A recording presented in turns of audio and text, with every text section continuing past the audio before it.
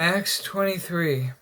Paul looked straight at the Sanhedrin and said, "My brothers, I have fulfilled my duty to God in all good conscience to this day."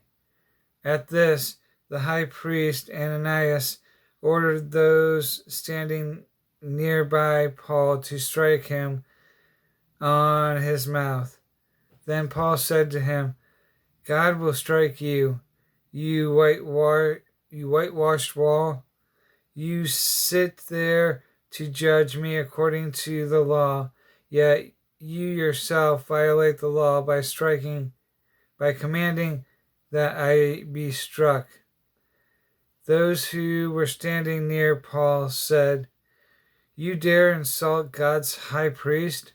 Paul replied, "Brothers, I did not realize that he was the high priest, for it is written, 'Do not speak evil about the ruler of your people.'" Then Paul, knowing that some of them were Sadducees and the others Pharisees, called out to the Sanhedrin, "My brothers, I am a Pharisee, the son of a Pharisee. I stand on trial because of my hope in the resurrection of the dead." When he said this, a dispute broke out between the Pharisees and the Sadducees, and the assembly was divided. The Sadducees say that there is no resurrection and that there are neither angels nor spirits, but the Pharisees acknowledge them all. There was a great uproar, and some of the teachers of the law who were Pharisees stood up and argued vigorously. "We find nothing wrong with this man," they said. "What if a spirit or an angel has spoken to him?" The dispute became so violent that the commander was afraid Paul would be torn to pieces by them. He ordered the troops to go down and take him away from them by force and bring him into the barracks. The following night the Lord stood near Paul and said, "Take courage, as you have testified about me in Jerusalem, so you must also testify in Rome."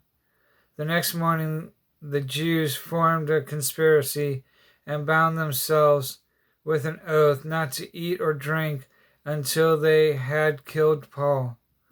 More than 40 men were involved in this plot.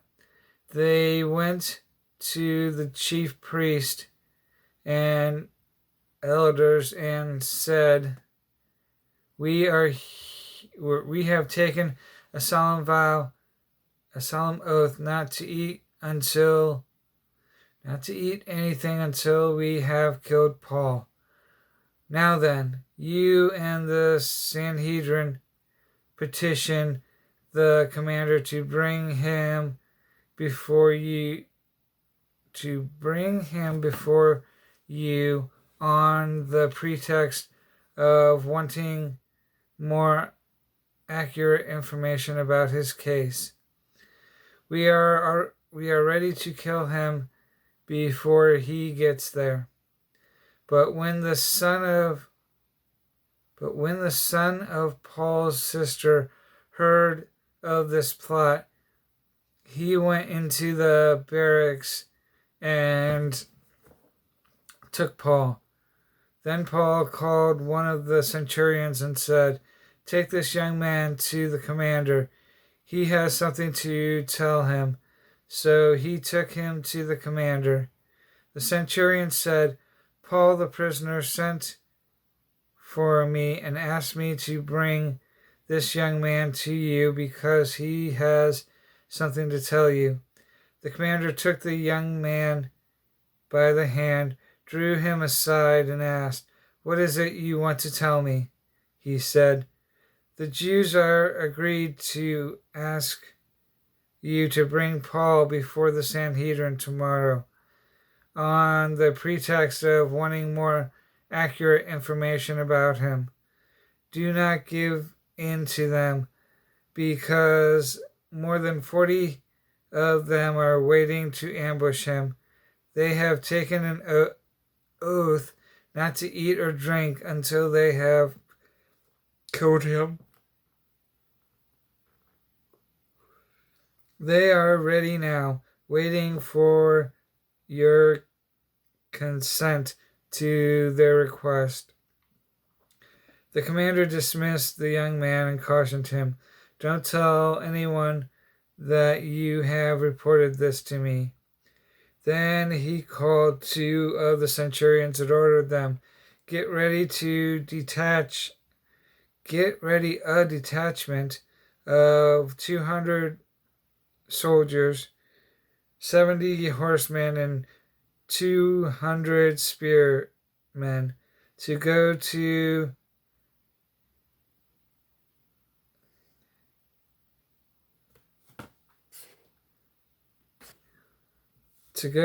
Caesarea at 9 tonight.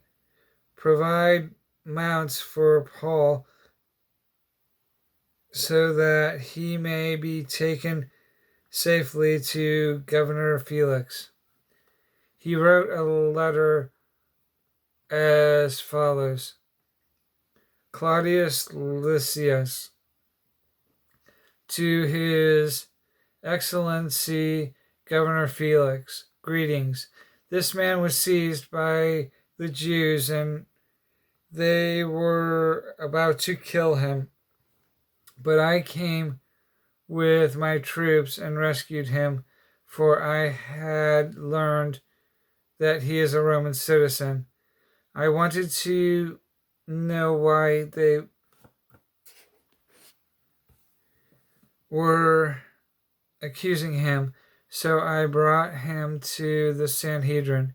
I found that the accusations had to do with questions about their law, but there was no charge against him that deserved death or imprisonment.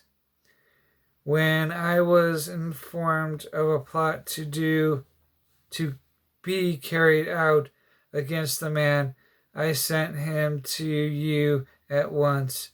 I also ordered his accusers to present to you their case against him. So the soldiers carried out their orders, took Paul with them during the night, and brought him as far as Antipatris.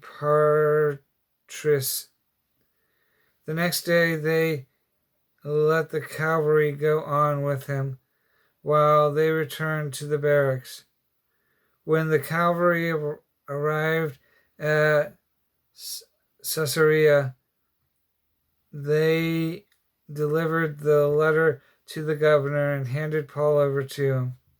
The governor read the letter and asked what province he was from.